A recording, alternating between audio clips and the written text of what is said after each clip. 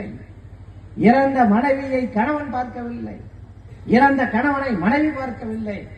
இப்படிப்பட்ட மோசமான நோய் வேற எந்த நாட்டிலும் இல்லை. நம்முடைய நாட்டில் ஏற்பட்டு, நம்முடைய பகுதியிலே ஏற்பட்டு, மருத்துவமனையில் இருந்து இறந்தால் அப்படியே இடுகாட்டுக்கு கொண்டு செல்லுங்கள், அங்கே புதைத்து விடுங்கள், அங்கே எரித்து விடுங்கள் என்று சொல்லி உறவினர்களே வீட்டில் இருந்து தொலைபேசி வாயிலாக சொல்லி எடுக்கிற நிலைமையை அன்றைய முதலமைச்சர், இந்த தலைவர் அவர்கள் முதலமைச்சராக பொறுப்பேற்றார்.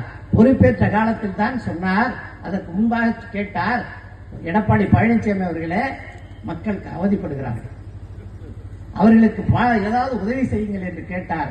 5000 தாருங்கள் என்று கேட்டார். அவர்கள் இணங்கவில்லை. 1000 ரூபாய் கொடுத்தார்கள். நாங்கள் வந்தால் மீதம் இருக்கிற 4000 கொடுப்போம் என்று சொன்னோம்.